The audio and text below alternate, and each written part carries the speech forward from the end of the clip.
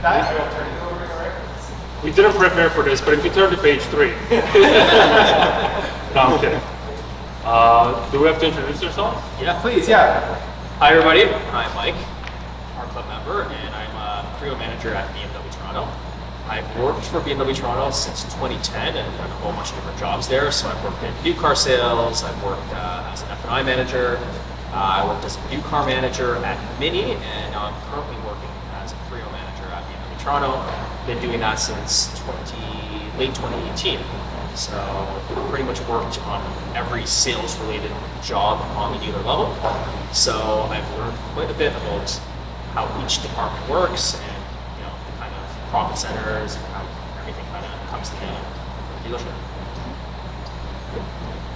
I am Marco, as you may know from such movies as, but RCLUB member.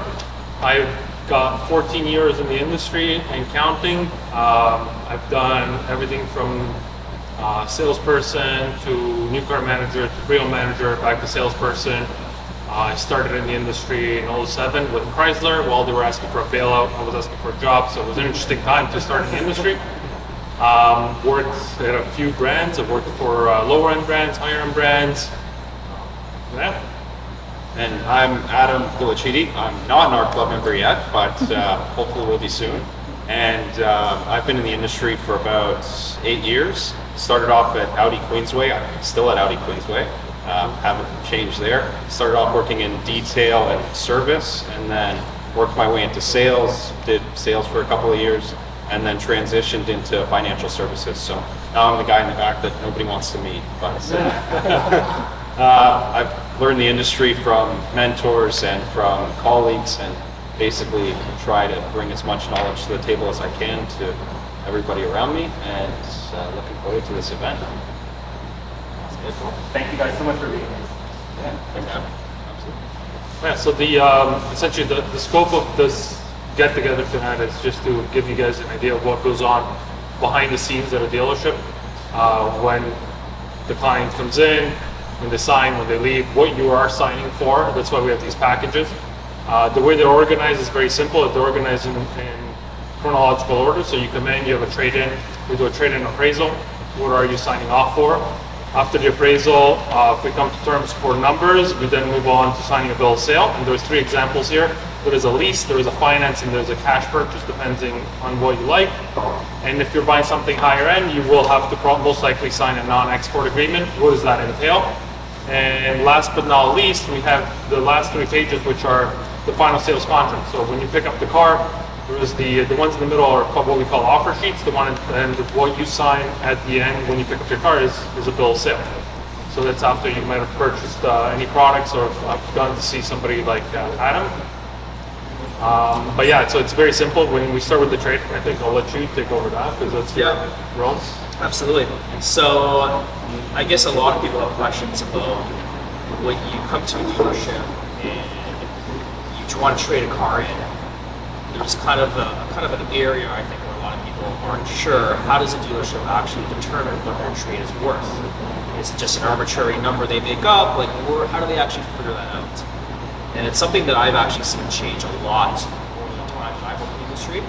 When I actually first started in sales probably 10 years ago, and I would come to my customer come to me and say, hey, I bought this car that I want to trade in.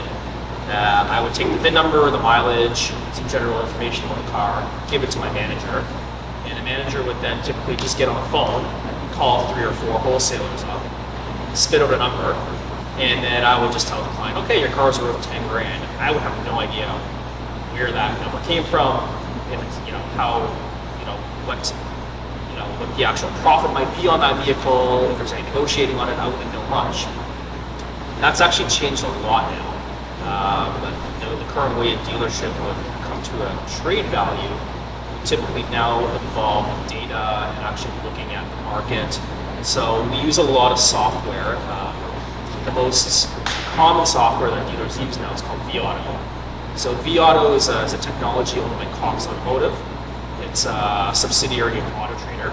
So it essentially takes in all the listings of all cars that are currently on market, and it'll spit out a number. So if I put a VIN in vAuto, it'll tell me, okay, there's and let's say that car is a 2015 Honda Civic. It'll tell me there are 15 Honda Civics for sale within a 50-kilometer radius of you. This is the average of asking retail price, and this is the average odometer. Well then, based on the car that we're looking at, we'll take a look at the actual condition of it, kind of determine if it's good condition, fair condition, bad condition, and then kind of place it in the average. And usually that'll kind of come into reconditioning costs. On average, if a car is retailing $15,000, we would typically then value it $2,000 to $4,000 under that, depending on what kind of markup and reconditioning costs and what our profit objective is on that vehicle. I personally set about a $2,000 profit objective on that car. And that's pretty average, I would say, in the industry for a dealership. And I would then typically determine, based on looking at the car, what the reconditioning cost would be. So if I see a car that has, let's say, an average retail price of $15,000, and I want to make $2,000 on it, or my dealership requires me to make a minimum of $2,000 on the vehicle, I would presume, after I look at the car, what the condition of the brakes are, the tires, is the windshield cracked, does it have a Carfax claim, does it have bumper or cosmetic damage, and then based on those factors, I would probably go in. Let's say I presume that it's going to cost about $15,000 to recondition, and I want to make $2,000 on it. I'd probably go about $3,500 under retail as my initial offer to that client. And again, that's a pretty new process. Used car managers didn't always do that. So if anybody here bought a car in the last 10 years, and let's say it was more than 5 years ago, they probably weren't doing that quite yet. They were maybe just calling up wholesalers, and the wholesaler would give them a number that typically benefited them because they would aim to be making money on the car. But that's how dealers do it now. So my kind of recommendation is to anybody who's ever trading a car in is always do your own research, always find out what the car is worth. Go on Auto Trader, kind of know before you go to the dealership what the car is actually worth, retail-wise, and presume they're not going to give you the retail number for it because they do have to mark it up, they do have to make some money on it, but it should be a reasonable amount of money. It should be. Yeah. How much does that $2,000 mark change? Great question. Yeah, so that's a great question. It's actually in two ways. So in many cases, we end up paying a lot more money for cars because consumers now, our customers, are expecting a lot of money for cars. Exactly. The comparables are really high right now. So when somebody comes in, like there's cars that will pay more retail for, or more higher than MSRP for a car that's like fairly brand new. So, and then sometimes we don't even know what we're going to make on the car. So there's many situations where we would put a number on a car with a pretty average market valuation, and then if we decide not to keep the car and retail the car, we might run the car on auction, and we'll get money on that auction that we did not expect to get just because of what ends up happening. Correct, exactly, totally. Yes. Do you get people like coming in and citing like bring a trailer sales and stuff now? Yeah, so you do on cool cars. So, not on a 2018 X1 or some of the more general cars that we sell, but when we do sell cars of enthusiast cars and collector cars, but people will cite VAT values, and they will expect to get somewhere in that realm for their trade. And can a dealership provide that number? They should be able to. I personally do. It really depends on how great the used car manager is in paying up for a car. Because ultimately, they're spending their company's money on something, and their job is to get a return on that money. Just like a financial advisor's job is to get you a return on your investment. My job is to get my retail principal, the owner of my dealership, a return on his money. So, and then there's risks, as you said, involved in that.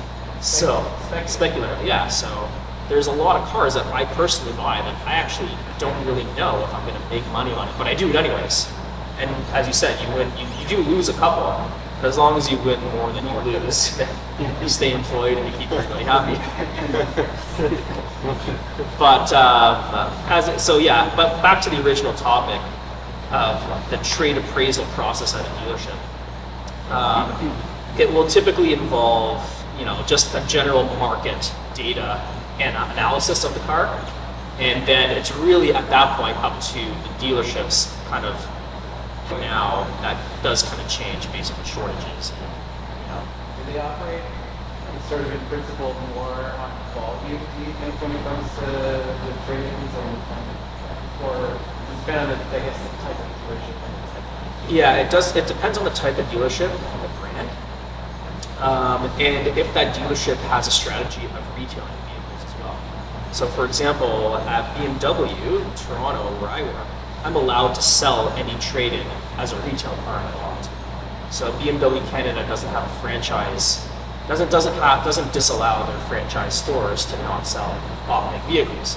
They have the same brand or No, so if somebody trades in a Mercedes to me or an Audi, I can resell that on the lot. Marco at Mercedes cannot do that. So if somebody trades a BMW into him, so that then changes the retailer strategy on what they're going to do with the car, because they're then forced to wholesale it. Meaning, if you're buying a Mercedes, they should still pay you good market value for it, but some stores where they actually might end up retailing the car can end up paying a little more because the risk profile that they have is they're going to sell it on their lot, they're going to commit retail money for the car, not wholesale money, so they might end up paying a little more for the car in some situations. So that kind of thing would be good to know going into it. It's a factor. And again, it depends on the type of car you're selling. Meaning, if you're selling them something unique and something that's performance oriented, then in many cases, yes. That's when you're gonna get a used car manager to step up. If that used car manager, knows or is knowledgeable. If I can interject as well with retailing cars, let's say trade-ins and that kind of thing. One thing that a lot of dealerships will look at too is my department and whether we can generate any kind of revenue from the back end. So with the dealership, we always look at kind of two profit centers on the sales side. There's what's called front-end profit, which is from the sale of the vehicle. And then there's what they call back-end profit, which is from financing, it's from aftermarket products like warranties, rust-proofing, paint protection, all of those types of things. So a car, for example, that we would take in and we're not planning to sell, we would lose the opportunity of potentially generating profit on the back end. So we can still generate a profit from obviously passing the car on to another dealership, but then they have to look at it as a loss from even the financial services perspective, because now when they sell it to another dealership's going to have the opportunity to make the profit there, whereas we could have made it. So that's how my dealership operates as well. How much of this could you get into with like a typical salesperson on sales?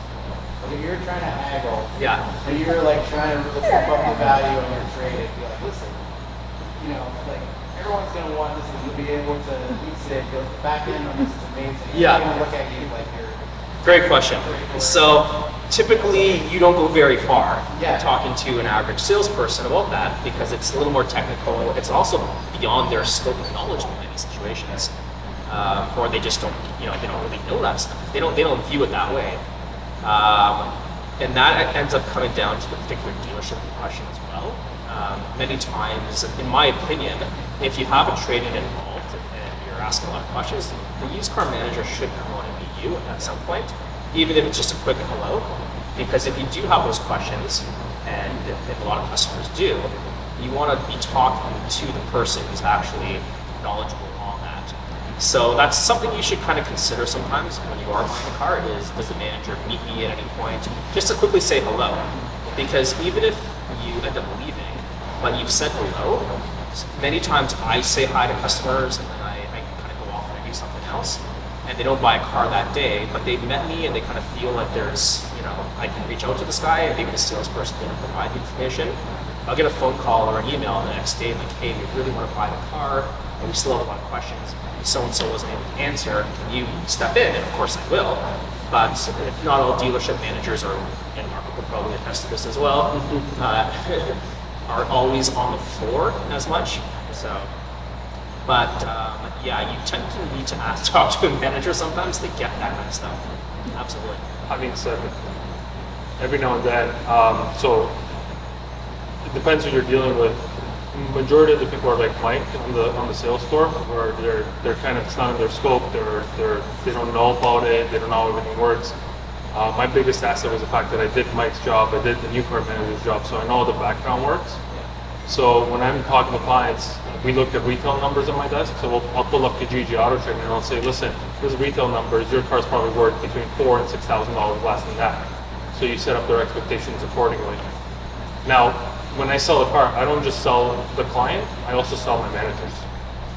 So if I know that the car can be retailed or anything else, I'll go to Mike and say, Mike, come on, man, like, come on, you can retail this thing, you make a ton of money on it, don't worry about it. Like, not in that sense, but I would say, I'll sell the car to my manager just as I'm selling the car to the client.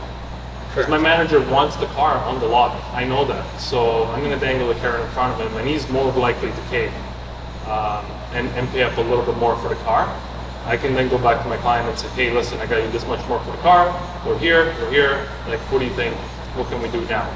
But it all depends on the salespeople. The best, like, if you're ever in doubt whether or not you're with a good salesperson, a good salesperson will ask you a ton of questions because they care about the purchase process and they're trying to not waste their time or waste your time.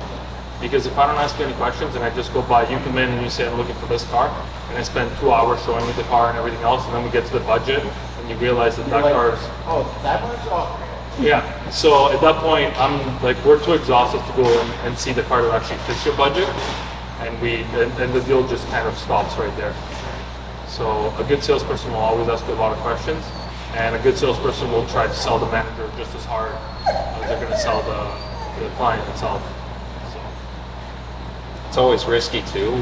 Just going back to what you said about knowing about the back end versus the front end. For a used car manager, at least, to kind of purchase a vehicle on a trade based on hoping for back end profit.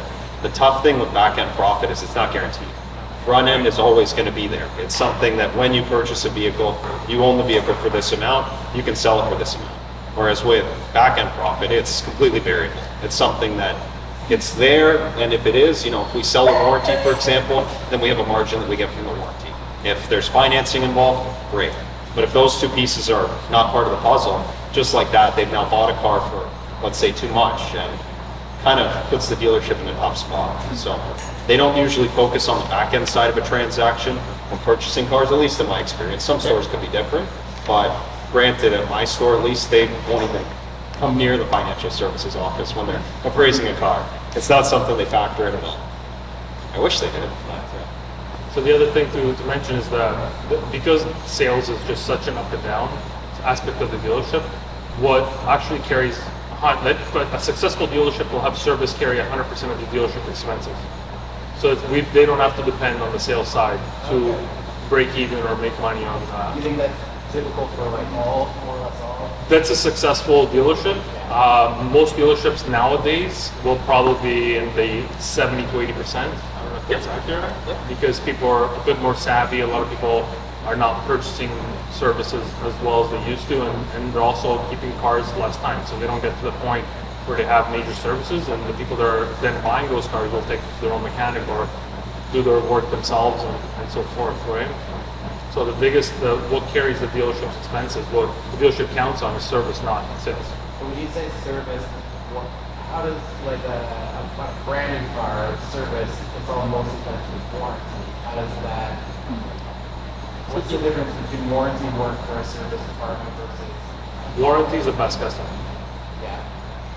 Yes. Warranty work is you're getting paid by the manufacturer. So as opposed to being paid by the customer, Right. you actually get paid by, in my case, Audi. So whatever the jobs Audi says it takes, you get the mechanic and the shop, and the service department gets paid based on that. So And that is based into the MSRP of the car, right? Like they gotta do a calculation on what. Only the free maintenance part. So if a manufacturer offers 4-year, 80-kilometer warranty which includes oil changes and that sort of thing, yes, they most likely bake that, or they probably do bake that into the price. But yeah, I think I can probably say, it's not, maybe some people might know this, but cost to manufacture an average BMW, Mercedes, or Audi that retails for $55,000 to $60,000. When you consider not the cost of like the engineering or not the cost of the assembly line, but just once you have that all in place, the cost to make a $50,000 car is like $3,000 or $4,000. That is like the actual cost of materials that come together. Yes. Yeah, So that's like that's 10%. correct. So, of course. Well, that. No, it's not including that. It costs $100 million to set up the line. Yes. So every time there's a new model that comes out, it's $100 million. Yeah, Material and labor. correct. To assemble the car. That's right. Yeah. So there's still a very large markup that obviously happens between the manufacturer to the dealer. The dealer markup actually isn't that high. It's the manufacturer from the manufacturer to the dealer. What the dealers, what the franchise dealers buy the cars for is, there's a huge gap there. I shouldn't say gap. It's a huge amount of money, and that money goes into pools for warranty work, repairs, obviously, and a bunch of other things, R&D, and profit eventually. Yeah, it is. Yeah. Having said that, when you come to the dealership, what we make on the cars, No, I know that. no, is like, and it's a pretty standard. Yeah, of course. Yeah. It's a standard number. So we're not. Every dealership has between 7 and 8% markup. Yeah. So if you take the cost of the retail of the car minus the freight PDI and all that, so just the metal itself, the options that you selected, you're looking at between 7 and 8% markup. So when people come in and ask for a huge discount, and we can't, like, I physically, my job is to sell you the car. If I am within $1, making some money on it, we're probably going to sell that car. But we're constricted by that 7 to 8% markup. And this is not a secret. It's something that you can. Yeah. I was gonna say like those websites where you can look up the wholesale price. Yeah, the invoice. Yeah, are those They're accurate. They are Yeah, very so accurate. they're completely legit. I use them. Yeah. Well, no, I mean, every time I've gone to purchase a vehicle, I literally have that. And I'm like, I basically want $50. Yeah. And that's why you'd It's be. sort of unfair to know that Yeah. going into it. And It's what you almost don't see. available to, right? Yeah. However, it might look like not a lot of money when a dealership, a big part of new car sales is hitting budgets, and then dealerships receiving bonuses from the manufacturer. So if you come at the end of the month or whatever it is, It's gonna happen. that's true. That's a thing. Show Yeah. up 2 days before the end of the month. 2 days before the end of the month, and if they go $50 over, it's probably not going to happen in this current market, but it definitely happens, and it probably will go back to happening again, where you go $50 over, and they know that if they hit 100% or 110% of their budget, they're getting the back end of another $1,000 a car from the manufacturer, whatever it is, whatever the bonus program that manufacturer gives, times the 200 cars they sold that month, we're getting another 200 grand, so or whatever it is. It's Good for you. correct if they pay us on that price. Yeah. No, and for you also, Yeah. you get a car. Correct. That's good for the absolutely. You get a great deal that way. Absolutely. And getting a car, that's essentially what we call getting a car at cost. Yeah. And that doesn't necessarily happen, especially at the beginning of the month. But like Mike said, Yeah. At the beginning of the month, most dealers won't do that unless it's a car that they want to get rid of. It's it's a car that's struggling to sell for whatever reason, something undesirable. Last year's An model, aged unit, it's a something that's feature. been there forever, that kind of. Yeah, exactly. A misbuild, whatever the case They is. didn't Something build it that's with not for whatever reason. you go to Audi on December 31st, and you're trying to buy. It's 2021. You want to buy a 2028, and they have one in the showroom. They're gonna lose money. We want you to take that car. Yeah. We want that car gone, that's for sure. Yeah. Otherwise, it becomes a used car. Can we talk freight and PDI? Oh, I love that. So I guess we'll get past the trade-in crisis. Let's talk freight PDI. Freight and PDI. The one thing I hear all the time. It's right there. Why do I have to pay for it? Well, before it got there, it leaves the factory most likely on a truck or a train. Then it gets on a boat. Then from the boat, it gets back on a train. Then it gets on another truck, and then it gets delivered to our dealership. So the markup on the freight and PDI is not as much as people think. It's like we pay a lot of third parties to make that car come to our lot, but essentially there is, like if you're paying $3,000 for freight and PDI, the actual nut of it is probably, I'd say $1,800. It is disclosed in those same reports that you can get from Car Cost Canada and Haggle. So those reports that will show you the dealership markup, or that particular brand's markup, I should say, to the retailer will typically show you what they're actually invoiced on their factory. So when a dealership receives a factory invoice, they're buying a car, from the factory. They pay, let's say it's 7 to 8% under what the MSRP of that car is. They are invoiced a certain amount for freight, not for PDI, because PDI is actually a charge that happens at the dealership. And is PDI something that's profitable for the dealership? Absolutely. Definitely is. Yeah, mechanics usually make 2 to 3 hours for a PDI. So at least from what I learned in the service department, as a tech, doing a PDI was a good job. They actually liked doing it because they did get paid nicely for it. But it was an important part too, because the cars show up not working, essentially. They're in what's called a transport mode. So they come with no fuel. Most of the features haven't been turned on yet, and they can only go 40 clicks an hour. So at that point, you need somebody essentially to get the car all set up. And most compounds are 5 to 10 kilometers away from the dealership. So hazards on 30 to 40 kilometers an hour. That's it. Can't get out of second gear, can't go fast. There's no fun. No fun to be had by them. But that's like so even as far as joyrides go on your car, not really happening. Staying moving forward as technology evolves? So you said, yeah. PDI, like you said, like what is coming to happen? So there are other companies coming in, you don't really see that. Like you're saying, like, all for year up your software and you just go car. The reason why we do that is not for us, not because we enjoy it per se, but it's because of all these different hands that touch the car. And we don't need somebody at a shipyard that gets paid, you know. So is it regulatory? Is it regulation or is it just a business model? It's a business model. There's usually blocks in the actual suspension. The car has been programmed so that none of the feature, like the navigation doesn't work, the screen doesn't come on, you can't access that. And again, it won't go over, I don't know if your Mercedes are like this, but typically BMWs are in transport mode, they won't go over like 100 kilometers an hour. And they won't have like a 500 horsepower M5 will probably be running at like, 200 horsepower in transport mode or something like that. Some people can't joyride it in that process. I guess what you're asking is, Tesla, for example, like does it need to be PDI? I actually don't know the answer to that. It's a good question. They probably do. I mean, it probably just happened before they should be. Yeah, Well, they also have to come from a factory. they do. They We absolutely. used to do, well, Tesla is definitely, say somebody who realized But outside of that, I mean, like, there's still like, some of these cars are transported on like local rail as well. Right? So Correct. Actually, there's also some high investment in Yeah. taking all the plastics off, cleaning the car Correct. inside out. If somebody had to move it, Yeah. they had a dirty foot, whatever. Like, you know what I mean? Like, just to get it feeling brand new. Correct. I'm not saying, of course, like how much money, but It's probably a total of about 3 hours at a dealership. Probably the technician will probably spend about an hour doing the actual PDI of the programming or moving shipping blocks and that sort of thing, putting a front plate mount on the car. And then the detailing is probably about another 2-3 hours. And we pay for all those things. Yeah, they fully buff and polish all the cars, most manufacturers. Yeah, exactly. Not saying that they do a good job at it, but they do buff and polish it.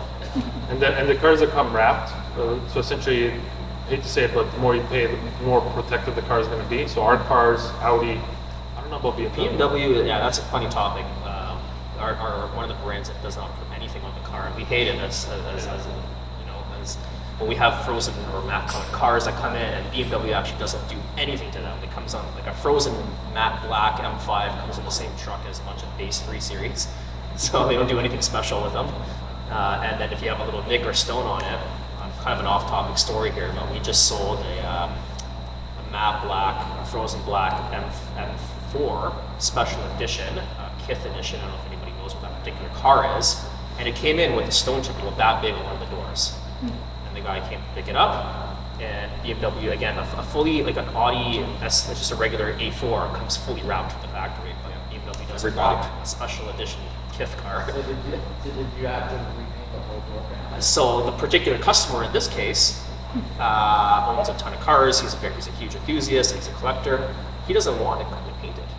He's like, I don't want on my Mac. I want a factory door bought from Germany with factory paint on it. Another one. That's what he said. Give me a big door. Yeah, that's what his request was. We're still haven't figured it out. Okay. This is just. Yeah, you bought a new car. Why would you want to Oh yeah, no one at the dealer level is denying him.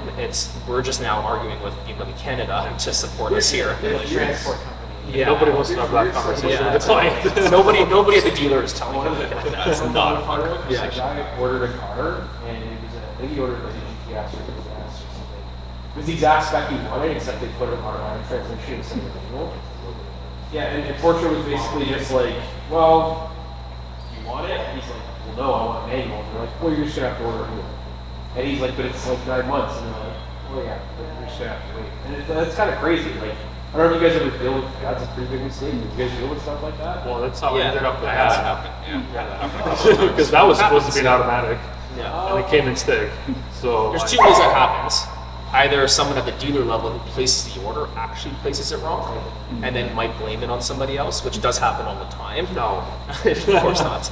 Or there's an actual factory error, or many times factories have, particular things that are not compatible with one another, and they might not tell anybody, and then they just build it a certain way, and then it actually is a real sort of issue. It doesn't happen that often, but it does happen. Is that a thing where like it's kind of out of your control? It just comes down to like the corporate entity to figure out what's happening? Correct, exactly. It's up to the dealership to sort of, in that particular case, first they want to determine who made the error. Like, did my salesperson place the order wrong? And in which case, we should bite the bullet and, either discount it or just take the blame or do whatever we have to do to make it right, aside from putting whatever features there that you can't actually put there. Or if it's an actual factory thing, sometimes manufacturers will then provide some sort of concession of some kind. It's usually not a lot of money. They might, like, if it's built with the wrong, when the car was supposed to come with a certain feature, but it wasn't compatible with something else, so they didn't put that in, they'll usually offer like $400 or $500 more. Whatever the cost of that actual option would be, they'll usually just offer it as a refund or whatever. Sorry to interrupt, but like, Yeah. he needs to say what he just Yeah. I actually just delivered a 2019 Range Rover Velar Yeah. S P300, so the 4-cylinder turbocharged, $68,000 used. It had 25,000 on it. Guy traded in an X4M Doddington Gray on Doddington Gray. Nice. Yeah, great for resale. No heated seats. Yeah. $68,000 Range Rover Velar S with no heated seats. And he calls me up, he's like, hey man, I can't figure it out. I'm like, let me call the dealer, check my VIN. They're like, yeah, no, not there. No panic, no sweat. A lot of times now when they do this, you guys will deal with the manufacturer, just put in the heated seats, but not program it. Can I just pay $1,000 to program the car? No, not anymore. $68,000 plus tax, traded in his X4M, no heated seats. Having said that, that's going to be sort of the norm now. Yeah. Oh yeah. There's a lot of stuff missing on So cars now it's new. So going forward, if anyone's shopping for a 2020 or a 2021 model, it's good to get a factory breakdown of the options, because in many cases you'll see the options like premium package or whatever it is, but then it might say like heated seat delete or heads up display delete or Harman Kardon system delete. It's actual things. Yeah, exactly. Special, limited edition, COVID edition. I gotta ask, sorry, can I just ask a question to BMW? Yeah, Is it true that there's no M Sport packages right now? not true. Okay, I heard that today and I thought. No, at least I haven't heard that, unless that happened today and I was not in on that. But yeah, not that I'm aware of. M Sport, the weird thing with M Sport is it's almost standard on like half the cars we sell now. So like, unless we've overused the M Sport thing. It's like no AMG Sport package or no S line. Yeah, Wouldn't be right. More stickers to put on. yeah, exactly. So for like special edition cars, like just for the Markup and as well, like Not the dealer for those, markup. like what's the process? Good question. So typically the dealer markup does not change. Unless you're talking about high-end brands. So in Ferrari and Lamborghini and exotic brands, yes, there is a commission structure to the dealers on individual options. On standard brands like BMW, Mercedes, Audi, or anything else, it's just that standard 7-8%. So even if it's a special edition car and it's $180,000 versus being like a special M5 that's $180 versus a regular MSRP at $150, the dealership is still working with 7 or 8%. Does the manufacturer make a better markup? Absolutely. They might have put in $10,000 worth more of equipment in that car, or way less than that could cost, but they marked it up more to the dealer. So yeah, there's a huge thing in it for manufacturers to sell special edition cars. But when it comes to optioning out particular cars like Ferraris and things like that, yes, it does. I don't think Porsche is like that. I wouldn't be an expert on it, but I know Ferrari for sure. There is definitely a structure where when you start to add options onto it, the dealer profit increases, not at the same 7 or 8%. It's a different structure. With BMW, for instance, if the customer is starting to pick out some more specialized options like BMW individuals, Yeah. the markup still the same. Correct. Yeah. So you can order a full individual car, and they don't change anything. Again, the markup, what BMW as a manufacturer makes is definitely better on the car, but for the dealership, there's nothing in it. But obviously, they won't be willing to go at a discount or anything. Correct. Will earn And that's more on a psychological level, meaning that's more because they know you really want this stuff. So why would we offer? There's no reason to. It's absolutely. There's from a dealer's perspective, it doesn't make a difference. But yeah, if you're custom ordering certain options on the vehicle, most dealers will kind of know like there's no reason to discount this because this particular individual wants it. There are times in history though when that changes. Yeah. When COVID started, you could walk into my store, for example, and get, I think it was either 40 or 50 grand off a GTC. They want to get it off. They wanted to get it off. The SLs were, I think, 70K off at one point, right at the beginning of COVID, because everybody sort of panicked a bit. And whoever bought those cars is laughing now. Of course. But yeah, essentially it's times in history when things like that happen. Just like you could have bought a GT3 during COVID on a resale market or a reasonable price somewhat, versus now you can't get an allocation for a touring, right? So, and the other thing with the special cars is that in Ontario, in Alberta, and anywhere where there's a body that actually governs the automotive industry, we're not allowed to charge a markup on brand new cars anyways. So that's why you get oftentimes people that will buy a G-Wagon from us and we retail them at $230. And they're selling right now, we know on Auto Trader between $370,000 and $415,000 for a G-Wagon. So part of the disclosure that you sign here on the non-export agreement is the fact that we're technically allowed to disclose the information to the CRA, so that if you are making a profit on it, you are going to get charged your taxes. So that's one of the ways. And then what other people are doing is they're adding $1 liens to prevent that from happening, because anything that's as rare as what you're talking about is on a flight risk. So it's probably going to get shipped. And we don't, as much as it's, we like to sell those cars because obviously we make more money on them. It's also a huge hassle to sell one of those cars, because between the qualification process that we have to go through to get that customer approved internally and actually delivering the car and making sure it doesn't fly away, it's really, there's a lot of paperwork involved and a lot of time that we have to put into it, going through talking to the manufacturer, the manager. So essentially if I sell a G, I have to sign off on it, my client has to sign off on an export agreement. Then there is a know your customer checklist. I have to checklist whether or not the client owns a $100,000 vehicle plus, if their lease is coming due in 6 months, if they're trading something in, and if anything changes from when I filled up that list and 2 years later when the car actually shows up, the client no longer qualifies for that vehicle. So there's a lot of people hitting the news now and losing their minds because they can't pick up the G-Wagons. And the reason why is because they changed the terms of that agreement. So they automatically don't qualify for that vehicle anymore. And once I fill that form up, I have to sign it, my sales manager has to sign it, then he takes it to my general manager who has to sign it. And my general manager will look at everything, and they'll go as far as looking at the vehicles that you had before and whether or not they were exported. The moment you export a vehicle out of the country, you become a non-exporter, so your profile flag, you get marked, and then that car, you won't be able to purchase vehicles from that company anymore. You can get an exemption if you do it from the manufacturer, but yeah, it's essentially, yeah, we do make more money on it, but it's a ton more work that goes into selling one of those cars than it is, in the time that it takes me to get one of those deals approved, I can sell 3 other cars, essentially. So is this a problem that it's more prevalent in Canada specifically because our cost of vehicles tends to be lower on average? Bingo. Yeah. We have the cheapest G-Wagons in the world. Well, for most cars. I know years ago when I bought a Golf R, like it was literally like 40K cheaper to buy it here than it was in Canada. It's almost double the price now. The big thing The States, dollar for dollar, insane, but US is. the China market is obviously a huge factor for that. So an average X5 that's like $80,000 or $90,000 here is worth the equivalent of about 140 to 130 in China. So that actually is another reason where cars get exported a lot too. Not as much right now because there's different regulations and rules, but I think when there was a lot of exporting happened, that was the biggest kind of concern of where the cars were going and what ended up happening. And the reason the manufacturer really cares and what really flags things is when the customer buys a Canadian VIN X5 in Beijing and takes it into a dealer, they don't usually know that they bought a Canadian VIN car. They are sold to thinking that it was just a regular car.